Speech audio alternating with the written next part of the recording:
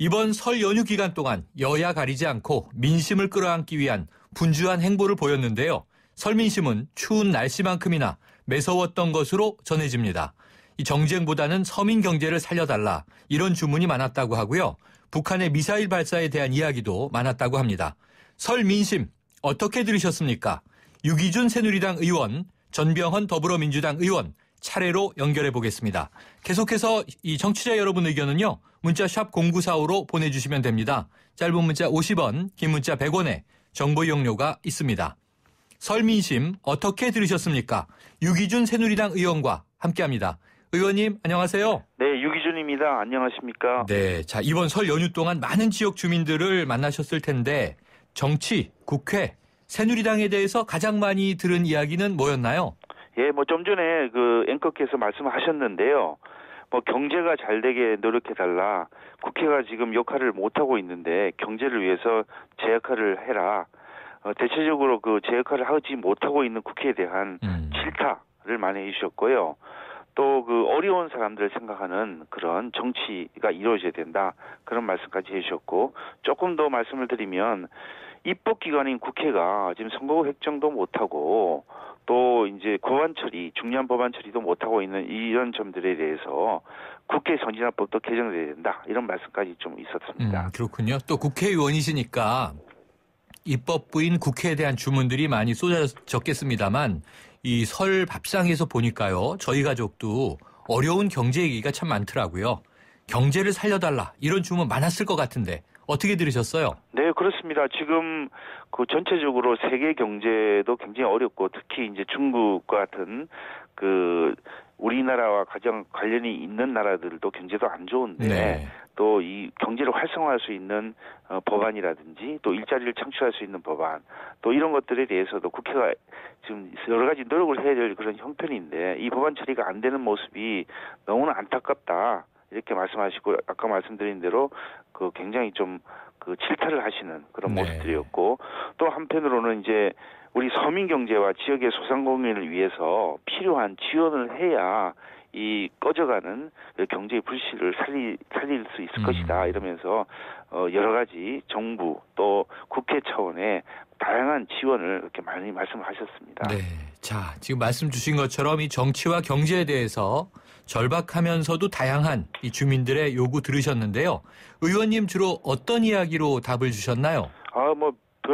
정말 그 현재 국회의 상황을 봐서는 도저히 드릴 말씀이 없어서 입이 떨어지지 않았습니다. 네. 그렇지만 이 경제가 원활하게 돌아가려면은 지금 국회에 산적에 있는 여러 가지 법안을 좀 통과시켜서 경제 활성화를 시키고 또 일자리가 창출이 되면서 또 노동개혁이 이루어질 수 있는 그런 거에 돼야 되는데 그 못하고 있는 점에 대해서 정말 송구스럽다고 이렇게 말씀을 드렸고 또 한편으로는 이 정부의 정책이 여러 가지가 준비가 되어 있는데 이것이 정말 잘 현실화돼 가지고 경제가 회생될 수 있도록 국회에서도 좀 노력을 많이 해야 되겠다고 이렇게 말씀을 드렸습니다. 네, 주로 사과 쪽의 말씀을 많이 하셨네요. 할 수밖에 없는 사정이라서 너무 마음이 아팠습니다. 네, 자 그런데 이번 설 연휴가 시작되자마자 북한이 미사일을 쐈습니다.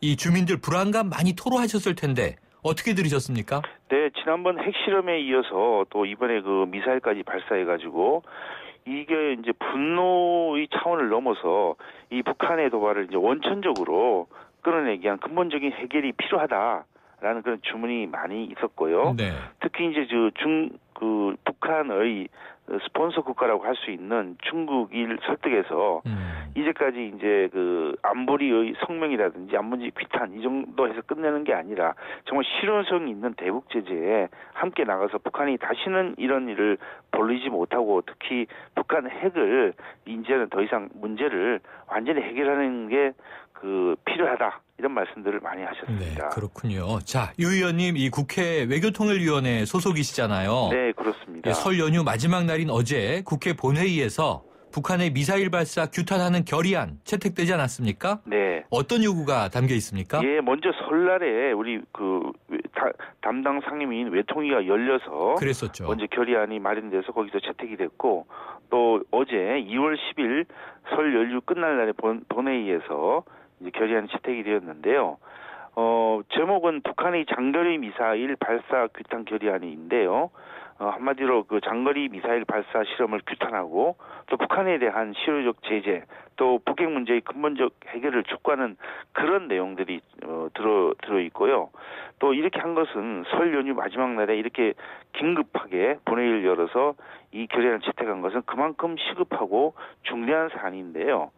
이 재석위원이 248명 가운데 기권이 5분이 계셨습니다. 네. 찬성은 243명인데 그 기권하신 분들은 뭐 자세한 내용은 모르겠습니다만 그 내용이 좀 약하다고 생각하는 분들이 좀 있었다 이런 말씀도 제가 들었습니다. 네, 기권이 다 여당 의원이셔서 네, 이례적이다 생각했더니 이 규탄 결의안이 너무 약하다 이런 말씀이시더라고요. 자, 그런데 이 결의문 나와야 되죠. 나와야 되는데 그 이 대북 제재에 대한 실효성에 대해서 좀 문제 제기하는 목소리들이 많은데 이 실천성은 어떻게 보십니까? 네, 이 부분은 이제 우리가 할 수 있는 부분이 있고 또 국제사회의 공조를 거쳐서 해야 되는 그런 부분들이 있는데 북한으로 하여금 이번 일에 대해서는 다시는 벌려서는 안 되는 일로 하려고 그러면은 강력한 제재가 필요합니다. 네. 뭐 금융 제재도 있을 테고요. 또 아니면은 중국을 통한 각종 물자가 지금 중국을 통해서 들어가고 있는데 중국을 설득해서 북한의 뭐 원유라든지 아니면 각종 물자의 공급을 제한 또는 금지하는 그런 것도 생각해 볼 수 있고요. 또 그 이외에도 국제사회가 공조를 해서 북한이 필요로 하는 또 이런 그 핵실험이라든지 그 미사일 발사에 들어갈 부품들이 있을 겁니다. 그런 부품을 금수한다든지 이런 강력한 조치들이 같이 이루어져야만 이 북한이 다시는 이런 일을 벌일 수 없다는 것에 다들 공감을 하고 있습니다. 네. 자, 이 뭐 북한 사태를 지금 좀 빼고 나면요. 지금 사태가 급변하고 있습니다만 이달 초에 대통령과 이 새누리당 지지율이 하락한 여론조사 결과가 있었는데요. 그러면서 가장 많이 회자된 이야기가 공천을 둘러싼 내부 계파 갈등, 이 친박 진박 마케팅이 좀 과도한 것 아니냐. 그래서 부정적인 영향을 받았다. 이런 지적들이 많이 쏟아졌어요. 이런 대목 어떻게 보세요? 네, 뭐 겸허한 지적으로서 받아들여야 될 것 같습니다. 공천에 대한 갈등이라든지 말씀하신 그 친박, 진박 이런 그 계보를 찾아서 하는 이런 것들이 그 결국 대통령과 당의 지지율이 하락했다. 뭐 그렇게 많은 하락은 아니라고 봅니다만은 그래서 겸허하게 받아들이고 좀 송구스럽게 생각합니다.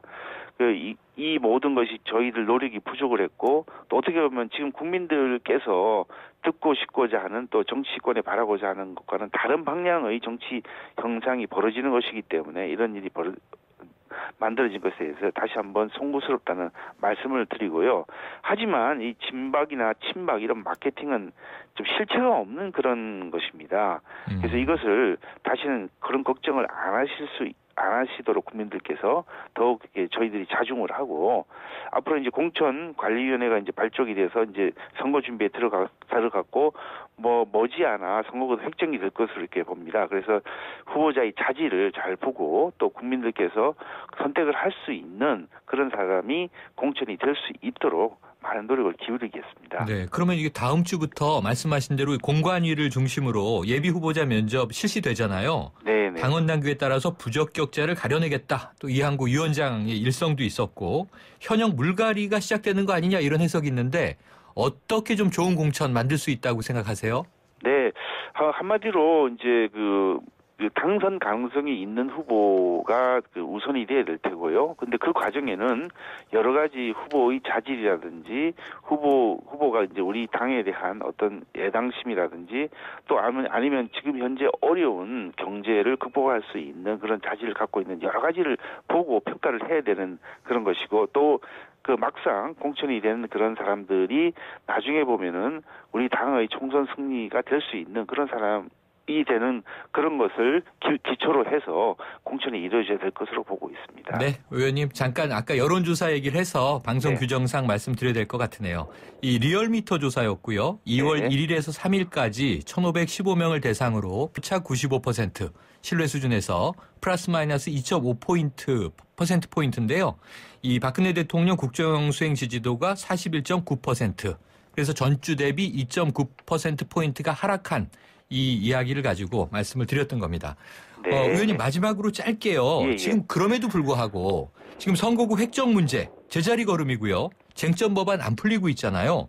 19대 국회에서 해결되는 걸까요?